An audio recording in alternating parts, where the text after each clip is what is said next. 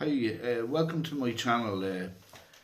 I'd just like to talk about fuel security.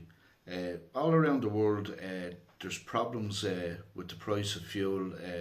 In Ireland, like it has gone as far as 2.14 in some places for diesel and petrol. That's 2.14. That's in euros. Uh, this time last year, you could get it for 108, 110. So that shows you that the price of it has doubled.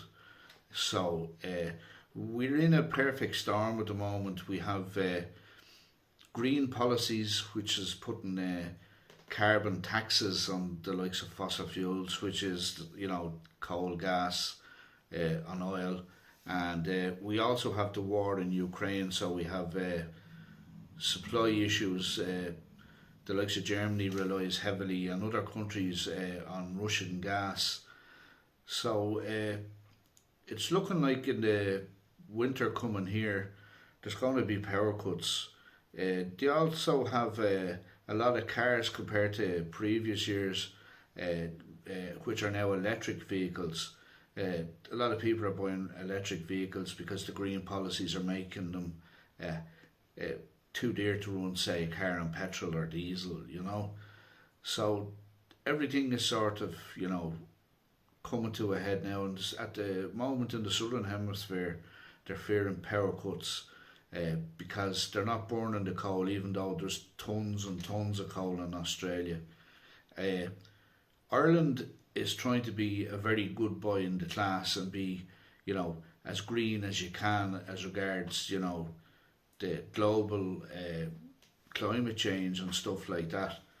But they haven't put in place any replacements at the moment. Like, the transition is easily going to take more than 10 years for solar and wind energy, wave energy, etc. to kick in. So they're not thinking ahead, they're not thinking properly. They just want to get rid of what they perceive as a dirty fuel. Uh, at the moment, though, a lot of countries have signed up to a climate agreement. I think there was one there in Paris where the likes of all the major nations said that they were going to reduce the amount of carbon usage and stuff like that. But since the war in Ukraine, the likes of Germany, Austria, Poland, Bulgaria, etc., they're all going to start, some already are, burning coal in their power stations. So where I'm coming from is, in Ireland we've got tons of turf. During the two world wars, the First World War and the Second World War, we had to rely on turf. In the Second World War, most homes were heated with turf because it was very hard to get your hands on fuel from outside Ireland. We're an island, and at the moment they've closed down our turf generators, our power stations, and I think one of them was in Lanesborough and one of them is in Road. I think they closed Road, County Offaly. I think they closed them around 2020. Those two power stations would be able to give power to 250,000 homes. In our last census here, it's just out census 2022, it says we now have a population of 5 million. Now, if we were to reopen the power stations, I know it's going to take, they've been lying idle for a while, it'll take a bit of retrofitting and engineers to get them back up to capacity, etc. But if we were to reopen and say just say if we built 20 power stations, for every million people, say, if they were the same standard and the same spec as the two power stations that closed, you'd have 4 power stations per million people. If that happened, we wouldn't have any, fear of, having to rely on another supplier from another country. We would be fuel sufficient. Also, when you burn, you can't compare turf to coal. It ain't as bad. It's not as bad. You can't compare them.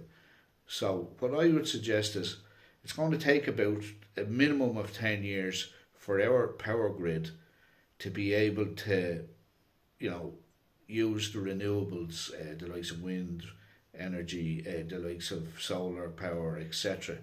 So, in my opinion, we should start rebuilding and building up a network of turf power stations. Even in Ireland, up to recently, there was a lot of climb downs, but there's been an attempt by government here to make it illegal for somebody to cut turf, burn turf, and sell turf.